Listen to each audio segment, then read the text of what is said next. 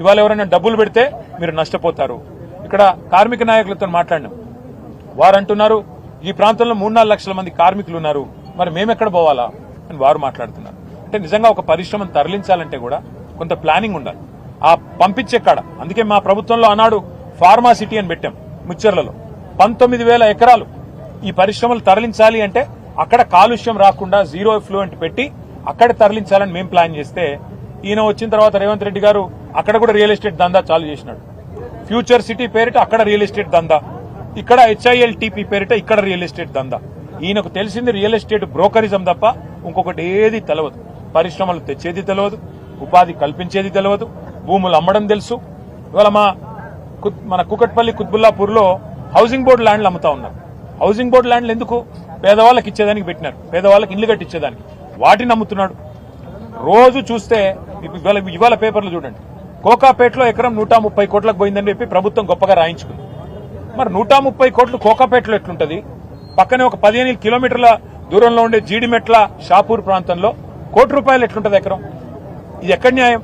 పోనీ ఇప్పుడు మా దేవదానం గారు ఉన్నారు, ఆయనకు మరి మీరు ఇక్కడ కూడా గజం ₹4,000 ఇస్తే ఆయన కూడా కొనుక్కుంటాడు. వాళ్ళ మొత్తం సంఘం కూడా మీరు ఇవ్వండి, ప్రభుత్వం ఒక ఎకరం మొత్తం ఈ యూనియన్కి ఇవ్వండి, ₹4,000 గజం చొప్పున. మేము కావాలంటే చందాలేసి వాళ్ళకి మేము కూడా సాయం చేస్తాం. వాళ్ళకి ఇవ్వరు, కార్మిక సంఘాలకు ఇవ్వరు, పేద ప్రజలకు ఇవ్వరు. కానీ ఎవరికి ఇస్తారు?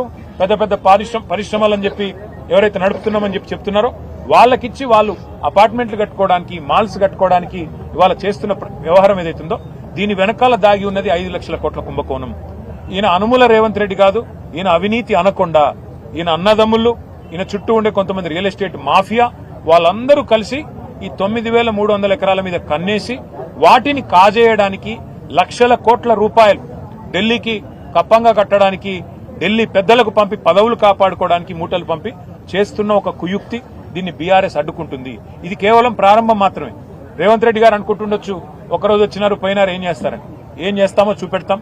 హైదరాబాద్ నగరంలో ప్రతి గల్లీలో ప్రజలను కూడగడతాం, ప్రతి నియోజకవర్గంలో కూడగడతాం. కూడగట్టి చైతన్యవంతులు చేసే విధంగా సదస్సులు ఏర్పాటు చేస్తాం, హాల్ మీటింగ్లు ఏర్పాటు చేస్తాం. ఆ తర్వాత రౌండ్ టేబుల్ పెడతాం, అన్ని ప్రజా సంఘాలను కూడగలుపుతాం. అవసరమైతే న్యాయ పోరాటం కూడా చేస్తాము. ఏ పరిస్థితుల్లో కూడా దీన్ని వదిలిపెట్టు. నేను మళ్లీ చెప్తా ఉన్నా పారిశ్రామికవేత్తలకి, 2 ఏళ్ల తర్వాత మళ్లీ వచ్చేది బీఆర్ఎస్ ప్రభుత్వమే. కేసీఆర్ గారు ముఖ్యమంత్రిగా మళ్లీ తిరిగి ఈ రాష్ట్రానికి రాబోతా ఉన్నారు. ఈ HILTP అనే అపసవ్య నిర్ణయం, ప్రజల సొమ్ము దోచే నిర్ణయం, దీన్ని ఖచ్చితంగా నిర్ద్వందంగా మీరు కూడా తిరస్కరించండి. ఎందుకంటే నడుస్తున్న పరిశ్రమను మూసేసి మీరెక్కడికో పోవాలి అంటే అక్కడ అవసరాలు లేకుండా, అక్కడ కనీస పరిస్థితులు లేకుండా మీరెక్కడ పోతారు? మీరు కనుక ఇప్పుడు ఈ భూమాయలో పడి వీటిని కొనుగోలు చేస్తే దీన్ని ఖచ్చితంగా సమీక్షించి రద్దు చేసి అవసరమైతే చట్టం తెస్తాం, చట్టం ద్వారా రద్దు చేస్తామని చెప్పి కూడా నేను పారిశ్రామికవేత్తలకు కూడా ముందే అప్రమత్తం చేస్తున్నా. నేను హెచ్చరించడం లేదు, అప్రమత్తం చేస్తున్నా. రేవంత్ రెడ్డి భూకుంభకోణంలో మీరు భాగస్వాములు అవుతే మీరు కూడా నష్టపోతారు. దయచేసి మీరు పెట్టిన డబ్బులు కూడా నష్టపోతారు. ఇటు పరిశ్రమ పోతుంది, అటు భూమి కూడా పోతుంది. ఎటు కాకుండా మీరు పోతారు. ముందే నేను మిమ్మల్ని అప్రమత్తం చేస్తున్నా అని చెప్పి కూడా తెలియజేస్తూ, ఈ భూ కుంభకోణాన్ని దయచేసి మీడియా కూడా మాకు సహకరించాలి. దీన్ని వెలుగులోకి తీసుకొచ్చేది మా కార్మిక సంఘాల నాయకులతో కూడా నా ప్రార్థన. ఇది నా సొమ్ము కాదు, రేవంత్ రెడ్డి సొమ్ము కాదు, బీఆర్ఎస్ సొత్తు కాదు, కాంగ్రెస్ సొత్తు కాదు. ఇది ప్రజల ఆస్తి, ప్రజల సొమ్ము.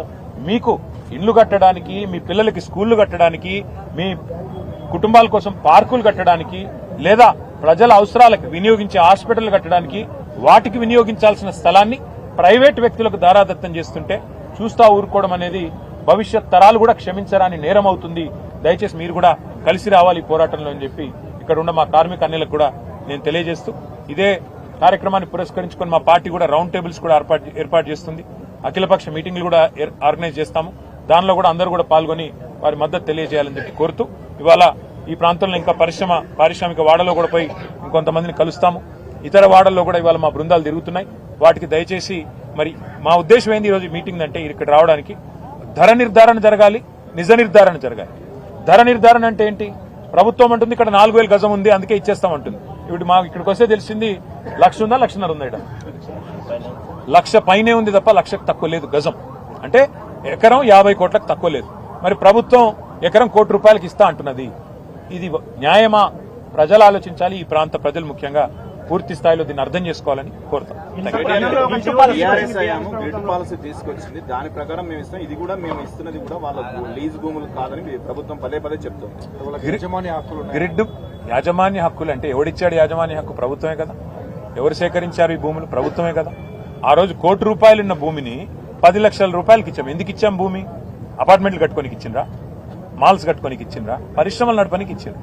వాళ్ళ పరిశ్రమలకి ఇంకా ఇక్కడ నుంచి తీసేయాలంటే కావాలంటే దాన్ని ఐటీ పరిశ్రమ పెట్టండి, మేము వద్దంటలేదు. గ్రిడ్ పాలసీ అదే కదా, ఐటీ పరిశ్రమ పెట్టమన్నాం. తప్ప అది?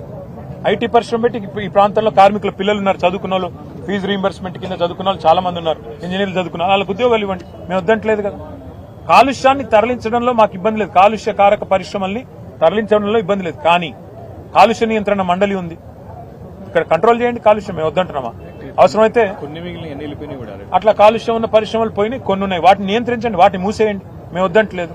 గ్రిడ్ పాలసీ ఉద్దేశం ఏంది? ఒక పరిశ్రమ అక్కడ అవసరమైతే కాలుష్యం వెదజల్లుతుంటే దాన్ని తొలగించి ఐటీ పరిశ్రమ పెట్టాలనేది గ్రిడ్ ఉద్దేశం. మరి దాన్ని తప్పెట్లా పడతారు? ఇప్పుడు మీరేం చేస్తున్నారు? అపార్ట్మెంట్లు, మాల్స్, ఇదా మీ హెచ్ఐఎల్టీపీ ఉద్దేశం? అందుకే పరిశ్రమ స్థానంలో ఇప్పుడు రెడ్ కేటగిరీ ఇండస్ట్రీ ఉందనుకోండి, గ్రీన్ కేటగిరీ ఇండస్ట్రీ నడపండి. ఎవరొద్దన్నారు? గ్రీన్ కేటగిరీ అంటే కాలుష్యం లేని పరిశ్రమ నడపండి. కార్మికుల పొట్టగొట్టిన వాళ్ళు గారు మీరు. ఇక్కడ ప్రాంతంలో ఎకనామిక్ యాక్టివిటీ ఉంటుంది, ప్రజల ఆస్తి సురక్షితం. నేను ఇంకొక మాట అడుగుతాను, మీరు చెప్పండి నాకు. ORR ఉంది 160 కిలోమీటర్లు, దాన్ని మేము కేవలం లీజ్కి ఇచ్చాం మా ప్రభుత్వం. నువ్వేం చేస్తున్నావు? ఇప్పుడు శాశ్వతంగా దారాదత్తం చేస్తున్నావు 9,300 ఎకరాలు. మీరేమన్నారు రేవంత్ రెడ్డి గారు? ఆ రోజు 1,00,000 కోట్ల ORR ఇచ్చేసినారన్నారు. మేము లీజ్కి ఇచ్చినాం స్వామి, అది మళ్ళీ వస్తుంది, లీజుకు పోయింది మళ్ళీ ఇంకొక వస్తుంది. నువ్వేం చేస్తున్నావు? 5 లక్షల కోట్ల విలువ చేసే ఆస్తిని ప్రైవేట్ వాళ్ళకు